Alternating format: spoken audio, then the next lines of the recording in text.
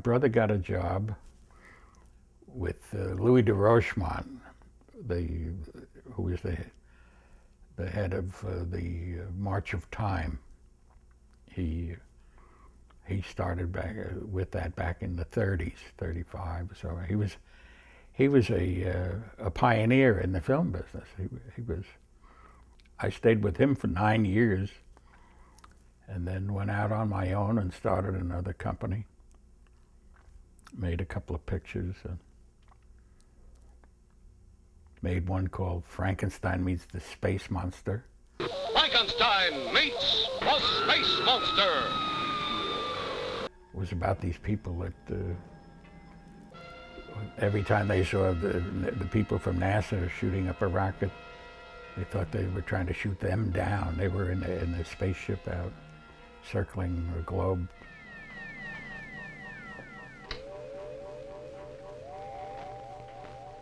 And now, maximum energy.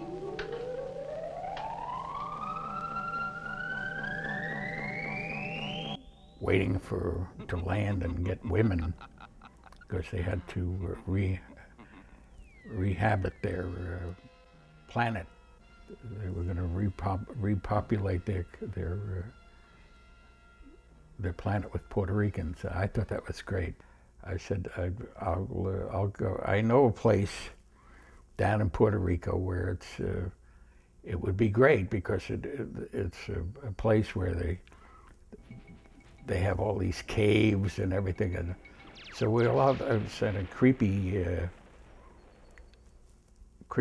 locations, and then we'll wind a story around it, and then we did that. And we sort of wrote it as we went along.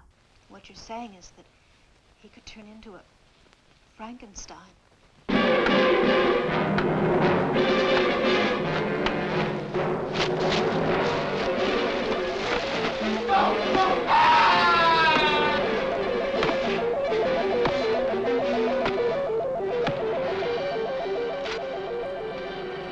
He wasn't $1 million man. He was a $3.99 special, and so he looked gruesome. So we went on from there, and just kept on putting little funny jokes in it. I went to an RKO theater up on 86th Street, and it was a Saturday afternoon matinee, and the kids they were hip on every funny line. Adam Steele says he has found a spaceship. Spaceship? Is that the message? That's right, a spaceship. They were laughing and roaring and hooting and howling, because they weren't trying to get into it as a story. This was a cartoon for them, as it was for me. So I learned a big lesson from the kids. First of all, we had no money. It's like I made the picture in 10 days. And we had the set of the interior of the spaceship that was the Planet Home's base. We had to blow it up at the end, and I didn't want any overtime that day. And at 5:30, I wanted everybody out the door, you know. At 5:20, we still were laying all the pots with the flash powder in it and everything, and then 5:29, boom, we blew it up and the ceiling fell down. Hit somebody in the head, and that was it.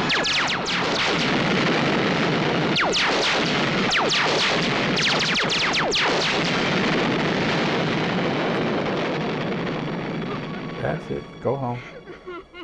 And then I finished the rest of it in my brother's office, where I dressed up as. He was called Adam. The guy. Adam was something or other. I don't know, but I dressed up as him, and I had to fight the monster.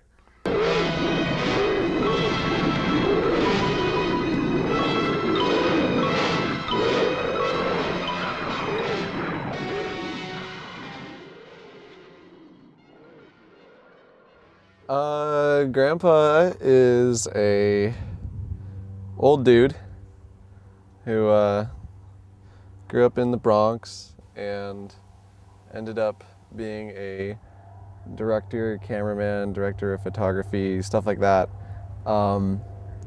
and just did a whole bunch of crazy shit. There was another, the guy who was Reagan's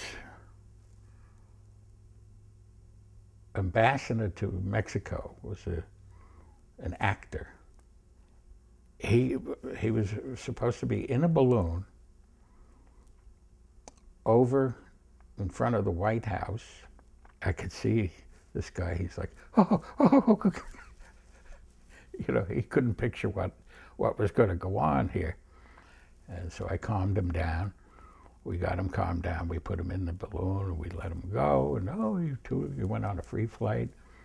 And then we got down to Washington. And they were up on the roof of the White House with machine guns and cannons and God knows what else, rockets. They made us put a cable on it and hold it like you're flying a kite.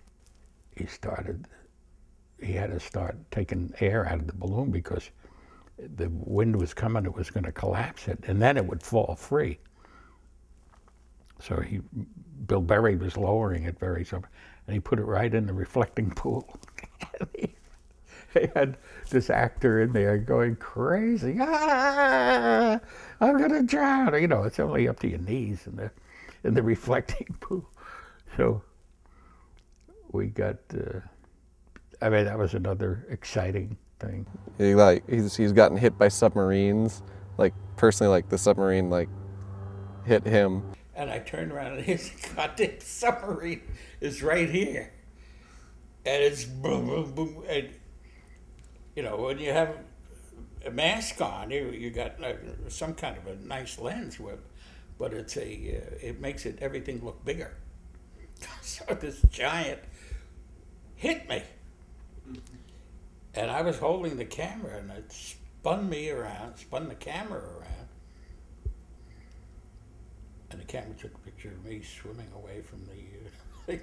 But no, he tells me these stories whenever I see him, pretty much, and he'll just kind of start going off about something, and you're like, well, what are you talking about, man? And he'll say, oh yeah, you know, when I was telling Orson Welles to shut up and do what he was told. Oh, actually, he does eat a lot, you know.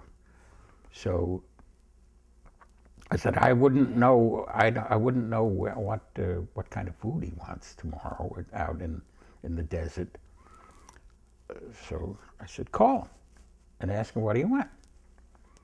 What's your favorite restaurant in LA? We'll bring it down. We'll have it catered to you.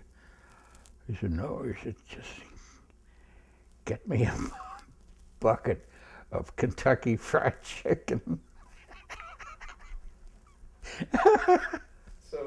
So they brought in this bucket of Kentucky Fried Chicken, and that's what he had for lunch. He ate the whole bucket.